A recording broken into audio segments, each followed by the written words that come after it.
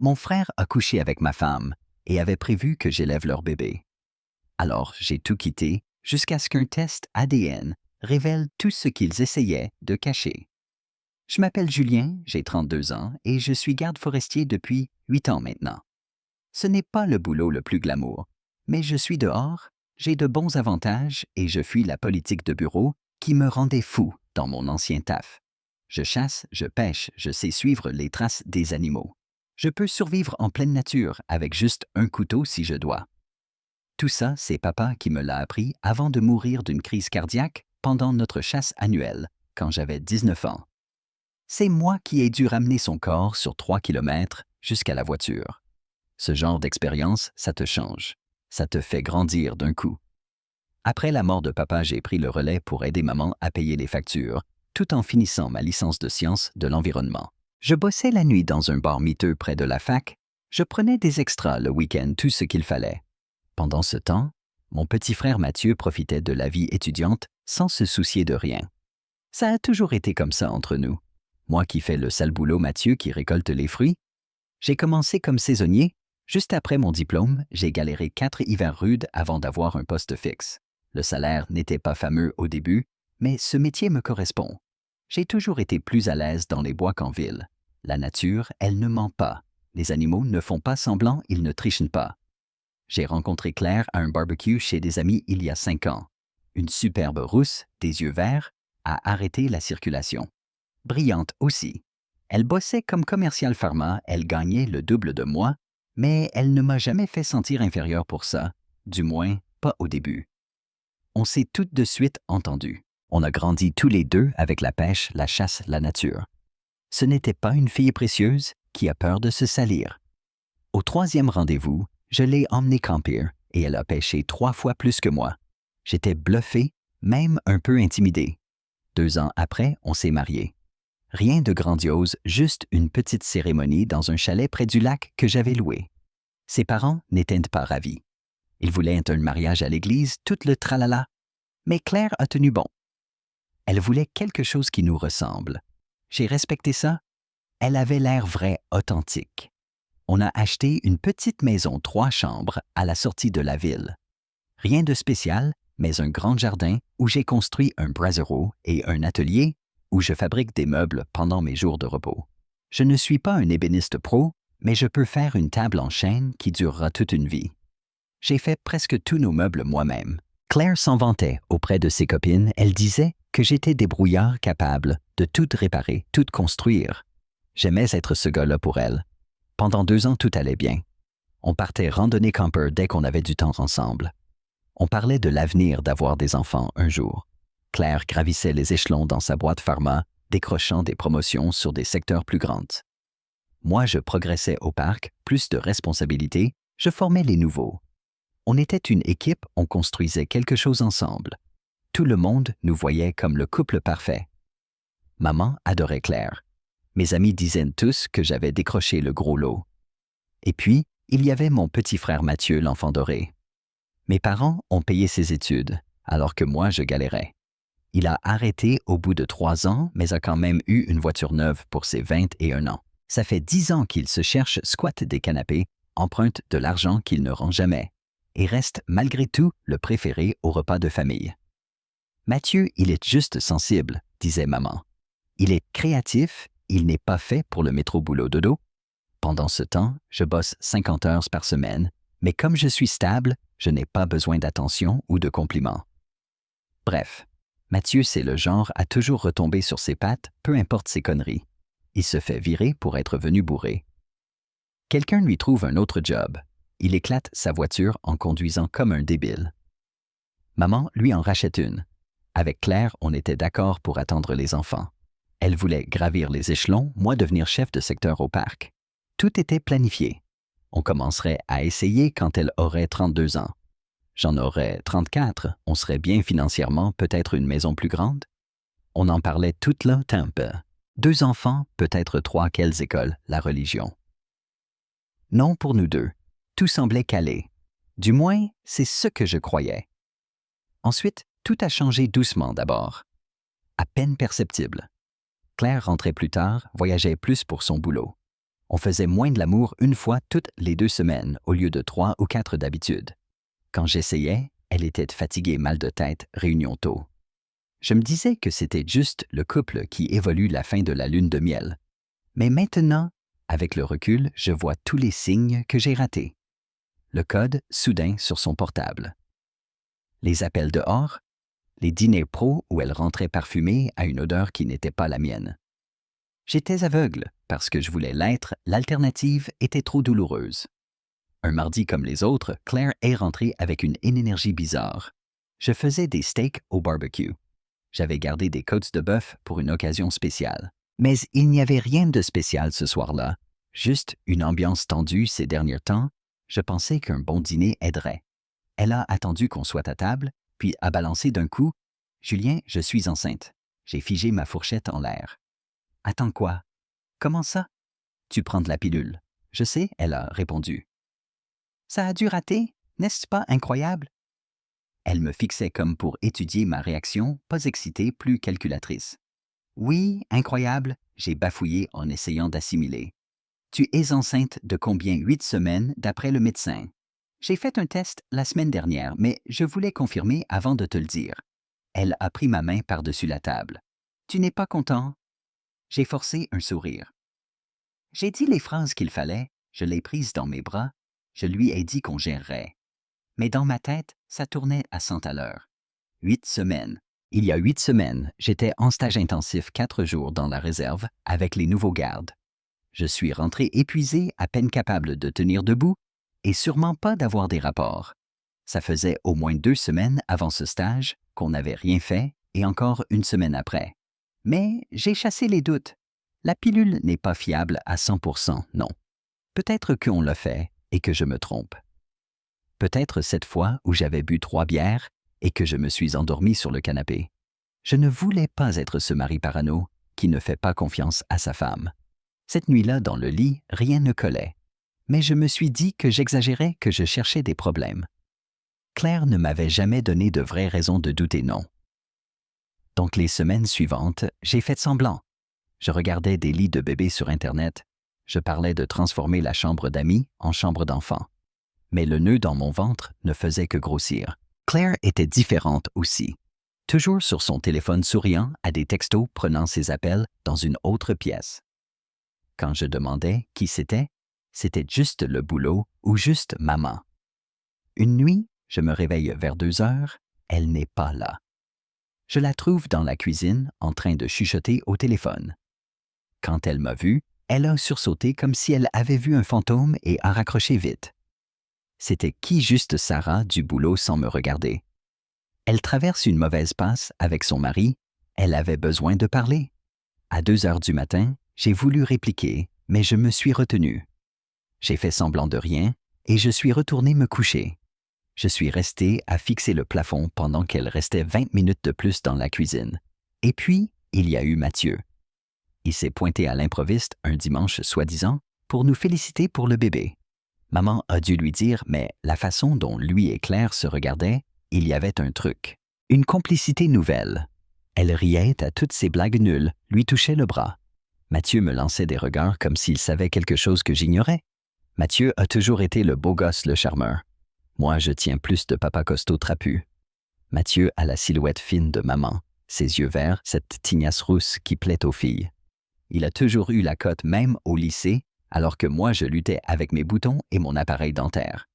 Il est resté dîner à raconter ses projets bidons, une appli à la con qu'il ne lancera jamais. Tout le repas, Claire buvait ses paroles comme s'il était fascinant. Elle, qui roulait d'habitude, des yeux à ses plans foireux. Après, j'ai demandé à Claire. « C'était quoi ce manège? Quel manège sans me regarder? Toi et Mathieu, vous étiez bizarres. » Elle a levé les yeux au ciel. « Ridicule, Julien. C'est ton frère. J'étais juste poli. Il est content d'être tonton. » J'ai laissé couler, mais le doute était là et n'a fait que grossir. Mathieu revenait de plus en plus souvent, toujours quand il savait que je bossais tard ou le week-end. Je rentrais, il squattait mon canapé, les pieds sur la table basse que j'avais faite moi-même. Il avait toujours une excuse, besoin d'outils, la voiture juste dans le coin. Claire ne semblait jamais agacée. Au contraire, elle avait l'air de l'attendre. Elle cuisinait ses plats préférés quand il venait remplissait le frigo de sa bière favorite. Des petits détails que la plupart n'auraient pas remarqués, mais moi si. Malgré tout, je gardais mes soupçons pour moi. Je ne voulais pas être ce mari jaloux qui accuse sa femme enceinte de quoi au juste. D'être sympa avec mon frère. Même dans ma tête, ça sonnait dingue. Alors j'ai observé en silence. Quelques jours plus tard, je me prépare à partir bosser et j'oublie mon déjeuner dans le frigo. Ce matin-là, Claire m'avait préparé un énorme petit Dedge Pancakes Bacon Toot. Pas son genre, surtout un jour de semaine. Maintenant, je me demande si c'était la culpabilité. Je reviens discrètement. Claire est sous la douche, elle ne m'entend pas. Son téléphone est sur le comptoir, il vibre un texto. Je ne suis pas du genre à fouiller, mais l'aperçu m'a sauté aux yeux. C'est Mathieu. Hâte de te voir aujourd'hui. Julien bosse tard encore. Ma main s'est mise à trembler. Je n'avais jamais fouillé le téléphone de Claire. Jamais eu besoin, on se faisait confiance. Mais là, j'ai craqué. Je prends son portable. Pas de code. Elle n'en avait jamais eu besoin. J'ouvre la conversation et je défile. Il n'a vraiment aucune idée que le bébé n'est pas de lui. Quel idiot. Mon propre frère qui élève mon gosse. Il est trop occupé à jouer au Ranger pour voir ce qui se passe sous son nez. Hier soir, c'était incroyable. Je pense encore à toi. Faut qu'on fasse gaffe. S'il découvre tout... Il y avait des photos explicites des dates qui collaient une pile avec la conception. Ils couchaient ensemble depuis des mois. Mon frère, ce fichu frère doré, et ma femme. Je remonte plus loin. Je vois les premiers messages 6 mois plus tôt. Juste au moment où Claire a commencé à rentrer tard, où notre vie intime s'est effondrée. Tous ces voyages pro, la moitié étaient féministes. Elle était avec Mathieu. Un message du jour où elle m'a annoncé sa grossesse. Il a tout gobé. Tu aurais dû voir sa tête, complètement à l'ouest. Réponse de Mathieu. C'est toujours comme ça avec lui. Toujours le dernier au courant. J'ai eu la nausée. J'ai failli lâcher le téléphone. 8 ans de mariage, tous ces plans, cette vie construite ensemble, tout était un mensonge. Et mon propre frère? La trahison totale, absolue. J'étais incapable de réagir. J'ai fait des captures d'écran, me les suis envoyées, j'ai remis le téléphone à sa place. J'entendais encore la douche. Une partie de moi voulait la confronter, là tout de suite nue vulnérable, qu'elle voie ce qu'elle avait fait. Mais une voix froide rationnelle a pris le dessus. Si je la confronte maintenant, elle va tout nier, effacer les preuves, me faire passer pour le fou. Non. S'il voulait de jouer, je savais jouer aussi. Et j'allais gagner. Je suis sorti, je me suis assis dans ma voiture, moteur éteint, à fixer le vide. J'avais envie de hurler, de casser quelque chose, de retourner, les affronter. Finalement, j'ai démarré et je suis parti bosser. J'ai fait tout mon service comme un zombie. Mon chef m'a demandé si ça allait, il m'a trouvé ailleurs. J'ai inventé une insomnie. Dedans, j'étais mort, mais dehors calme, concentré, en train de tout planifier. Le soir, je suis rentré. J'ai embrassé Claire comme si de rien n'était. J'ai caressé son ventre à peine rond. J'ai demandé sa journée alors qu'en moi, c'était la tempête. Mais je n'ai rien laissé paraître. Pas encore. Parce que s'il me prenait pour un idiot qu'on manipule, il se trompait lourdement. Je n'ai peut-être pas le charisme de Mathieu ni son aisance, mais j'ai ce qu'il n'aura jamais: patience, discipline, capacité à voir loin. J'allais m'en servir pour leur faire payer tout ça. Première étape, accumuler les preuves. Les captures d'écran, c'était un début, mais il me fallait tout pour moi et pour le tribunal. Claire avait beau coucher avec mon frère, elle n'était pas idiote. Elle savait que j'avais un bon salaire, une pension, des avantages. Elle n'allait pas lâcher tout ça sans se battre. J'ai installé un keylogger sur l'ordi du salon, une petite caméra dans le séjour, c'est légal, c'est chez moi. J'ai commencé à noter précisément chaque fois que Claire disait « bosser tard » ou « voir des copines ». Les preuves ont vite afflué. Elle voyait Mathieu 3 à 4 fois par semaine, hôtels appart de ses potes, parfois même dans notre lit quand j'étais de garde 24 heures au parc. Les enregistrements me rendaient malade, l'entendre se moquer de moi, dire que je serais un bon papa, fiable, que Mathieu serait le fun. Julien est tellement prévisible, il va assurer. Toi, tu seras l'amant excitant. Mathieu riait. Pauvre Julien, toujours à faire ce qu'il faut pendant que je couche avec sa femme et qu'il élève mon gosse. Ils avaient tout prévu. Claire aurait le bébé.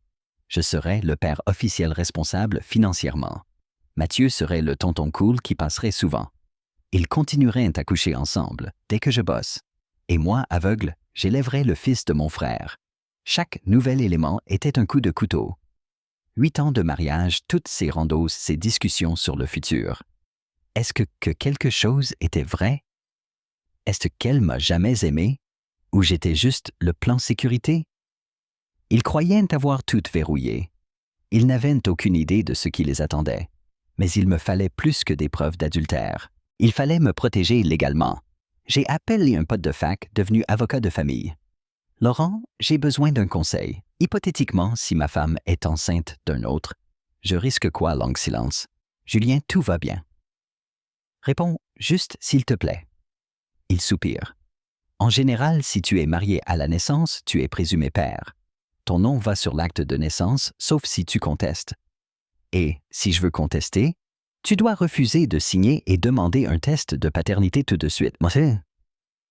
Mais, Julien, ça ne sonne pas très hypothétique tout ça. On se voit pour une bière après le taf. Il faut que je te montre un truc. On s'est retrouvés dans un bar paumé où Claire et Mathieu ne viendraient jamais. Je lui ai montré les captures faites écouter les enregistrements.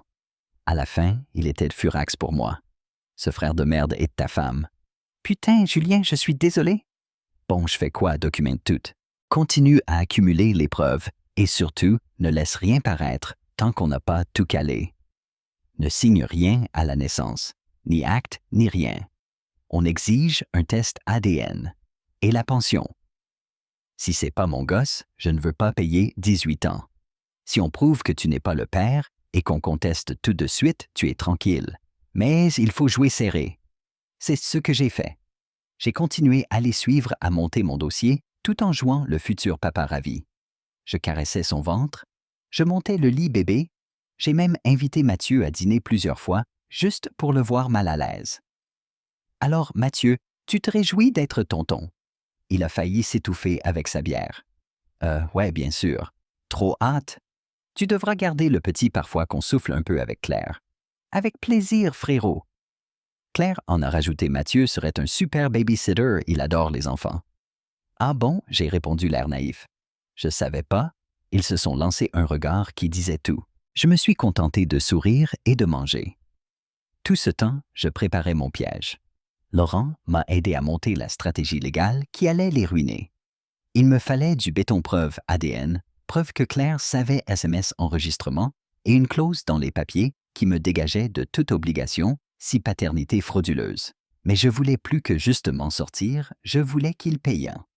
J'ai donc eu un plan. Un soir, j'ai rassemblé Claire à la table.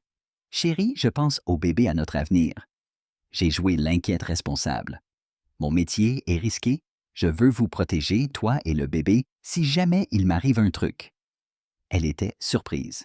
J'ai préparé des papiers assurance vie directives médicales, fonds pour l'éducation. Elle a à peine regardé la pile, trop occupée à texter sous la table sûrement Mathieu. Au milieu, il y avait une clause en cas de doute sur la paternité. Elle renonçait à toute pension, toute aide, tout retombait sur le père biologique. Elle a tout signé sans lire. Ensuite, j'ai appelé la maternité où elle devait accoucher. Ma femme doit accoucher dans quelques mois. Je veux m'assurer que le test de paternité sera bien fait à la naissance. C'est pour l'assurance. Ce n'est pas standard, monsieur, mais on peut le rajouter à son dossier. Oui, merci.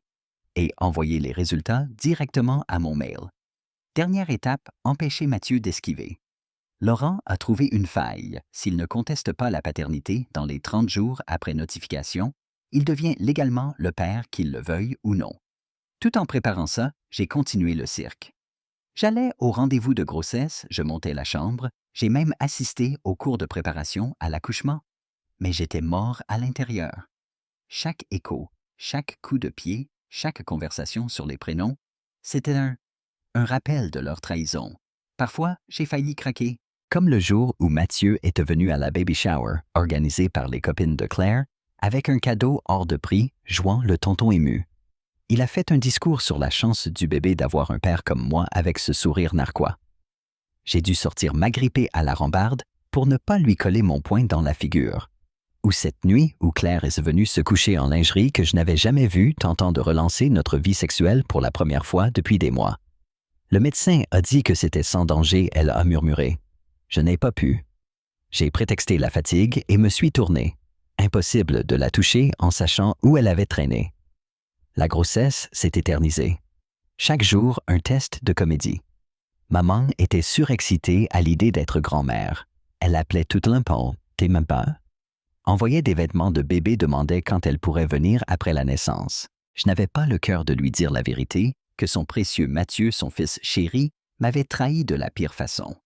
À l'approche du terme, j'ai tout préparé.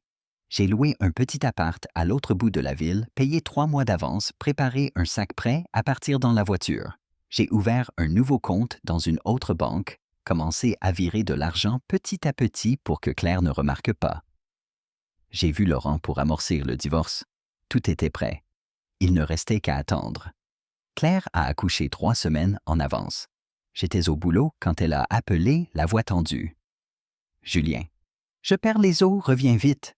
J'ai fait le mari modèle, je l'ai aidé à monter en voiture chronométrée, les contractions appelées séparance toutes. Je n'ai pas appelé Mathieu ni maman. J'ai dit que je n'arrivais pas à les joindre.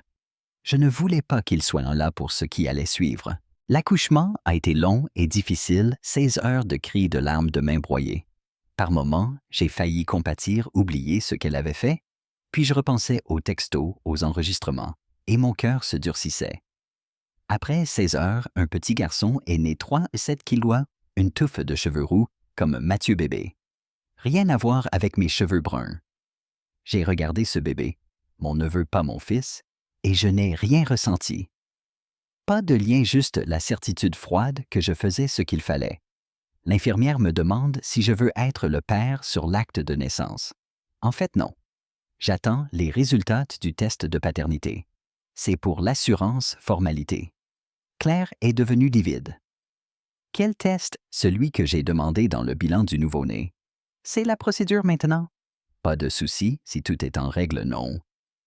La panique dans ses yeux disait tout. Elle dit, Matza a tenté d'argumenter, de dire que c'était inutile du gaspillage, mais j'ai tenu bon.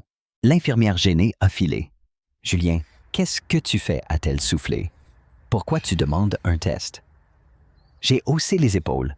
C'est pour l'assurance. Tu penses que le bébé n'est pas de toi? Je l'ai regardé droit dans les yeux. Il l'est. Son visage s'est décomposé. Un instant, j'ai cru qu'elle allait avouer. Finalement, elle a fondu en larmes. Comment tu peux me demander ça, après tout ce qu'on a vécu? Elle jouait bien son rôle. Si je n'avais pas eu les preuves, j'aurais pu la croire, me sentir comme le pire des maris. Mais je savais. C'est juste un test clair. S'il n'y a rien à cacher, il n'y a rien à craindre. Elle a continué à pleurer, à se poser en victime, à me faire passer pour le salaud. Je l'ai laissé faire, sachant que tout allait s'effondrer. 3 jours plus tard, j'ai reçu le mail que j'attendais. Résultat, ADN, 0% de chance que je sois le père. Le soir du retour à la maison, j'ai attendu que Claire ait fini de nourrir le bébé, de le coucher dans le lit que j'avais monté. Elle est venue au salon souriante d'épuisement. « Il est parfait, non ?» a-t-elle dit. « Il ressemble beaucoup à son père », ai-je répondu calmement. Son sourire a vacillé. « Quoi ?» J'ai glissé une enveloppe sur la table basse. Les résultats du test sont arrivés. Elle a regardé l'enveloppe comme si elle allait la mordre. « Julien, je ne comprends pas. » Ouvre Claire. Elle a les mains tremblantes. Elle lit son visage blêmi. « Ça doit être une erreur », a-t-elle balbutié. « Ou alors, l'erreur, c'est d'avoir cru que j'étais trop idiot pour deviner que tu couchais avec mon frère ?» Son regard s'est figé, les yeux écarquillés. « Julien, je peux t'expliquer? » « C'est pas la peine. » J'ai balancé une pile de feuilles à côté du test. « Tu te souviens de ces papiers? Tu les as signés il y a 2 mois. La page 16 est intéressante en cas de fraude à la paternité. Je n'ai aucune obligation financière ou légale. Tout revient au père biologique. Tu m'as piégé, a-t-elle murmuré. Non, Claire, tu m'as piégé. Je t'ai juste battu à ton propre jeu. Son téléphone a sonné. C'était Mathieu. Je lui ai fait signe de décrocher sur haut-parleur. Claire, c'est quoi ce courrier d'avocat? Mathieu hurlait. On me dit que je suis déclaré père de ton bébé, que j'ai 30 jours pour contester ou je paye la pension. Mathieu, calme-toi, on va trouver une solution. Trouver quoi? J'ai jamais voulu être père. C'était ton idée. Tu m'as dit que Julien élèverait le gosse et que je serais juste le tonton cool. J'ai pas les moyens, mais tu disais que tu m'aimais. Tu disais que, une fois le bébé là, on pourrait... J'ai dit ce qu'il fallait pour coucher avec toi, Claire. Mais je ne vais pas payer pour un gosse 18 ans. Mon frère s'en occupera. J'ai pris le téléphone. En fait, frérot, non. Test ADN, preuve que ce n'est pas le mien. Et Claire a signé que le père bio, c'est toi, est entièrement responsable. Silence. Julien, tu savais. Je sais tout. Les textos, les hôtels, ce que tu as dit sur moi. Tout est archivé. Maintenant, assume. Félicitations, tu es papa. Va te faire foutre, Julien. Tu n'as pas le droit. Je vais contester dire que le test est faux. Vas-y. J'ai des enregistrements où tu te vantes d'avoir mis ma femme enceinte, de me faire élever ton gosse pendant que tu t'amuses. Tu veux qu'un juge entende ça, silence. C'est n'importe quoi, je ne paierai rien. Si tu ne payes pas, tu iras en prison pour non-paiement de pension. Fais ton choix. J'ai raccroché et j'ai regardé Claire effondrée sur le canapé. Julien, s'il te plaît. On peut arranger ça. J'ai fait une erreur. Le bébé a besoin d'un père. Il en a un. Il s'appelle Mathieu. Je me suis levé, j'ai pris mon sac prêt depuis des semaines. Le divorce est déjà lancé. Mon avocat te contactera. Julienne, attends, tu ne peux pas nous abandonner. Je me suis arrêté à la porte. Regarde-moi faire. Les mois suivants ont été un ouragan. Claire a tout essayé pour me récupérer, pleure-menace, maman qui essaye de me culpabiliser, même des scènes au boulot. Rien n'a marché. Le divorce était lancé, j'ai emménagé dans l'appart que j'avais loué. J'ai fini par raconter tout à maman, preuves à l'appui. Elle n'a pas voulu y croire, au début à chercher des excuses pour Mathieu comme toujours. Il traverse une mauvaise passe, il fait des erreurs, mais ce n'est pas un mauvais garçon. Maman, il a couché avec ma femme, l'a mise enceinte et a voulu me faire élever son gosse. Si ce n'est pas un mauvais garçon, c'est quoi? Elle n'a pas su quoi répondre. Claire m'a traîné au tribunal. Elle a essayé de plaider que comme on était mariés à la naissance, j'étais responsable légalement. Avocat de luxe, payé par ses parents. Le juge a regardé les preuves test ADN enregistrement, où elle avoue la fraude papier, signé message, et a rejeté son dossier en 20 minutes. Madame Dupont a-t-il dit dégoûté, le tribunal considère votre tentative de tromper votre mari comme moralement répréhensible. Le père biologique, Mathieu Dupont, est condamné à payer la pension pendant 18 ans. Mathieu a explosé au tribunal. C'est du délire, j'ai jamais voulu, je n'ai pas les moyens. Le juge est resté de marbre. Il fallait y penser avant de coucher avec la femme de votre frère. Si tu ne paies pas saisie sur salaire prison? La tête de Mathieu valait tout l'or du monde, mais le meilleur restait à venir. La boîte pharma de Claire a eu vent du scandale. Le vice-président va à la même église que Laurent. Elle a été virée pour faute morale. Plus de voitures de fonction, plus d'assurance, plus rien. Mathieu a tenté de fuir la pension, mais s'est fait arrêter pour un feu arrière cassé, 2 départements plus loin. Déjà, sous mandat pour non-paiement, il a fait 30 jours de prison. Moi, je reconstruisais ma vie. Le divorce a été vite bouclé vu la situation. J'ai vendu la maison. Claire ne pouvait pas me racheter sans emploi ni bébé. J'ai mis ma moitié dans un chalet près du parc national où je bosse. Maman était perdue. Son fils chéri avait montré son vrai visage, mais elle essayait encore de le défendre au début. Il a fait une erreur, Julien. On fait tous des erreurs. Coucher avec ma femme, ce n'est pas une erreur, maman. La mettre enceinte non plus. Monter un plan pour me faire élever son gosse, ce n'est pas une erreur. C'est une trahison délibérée par tous les deux.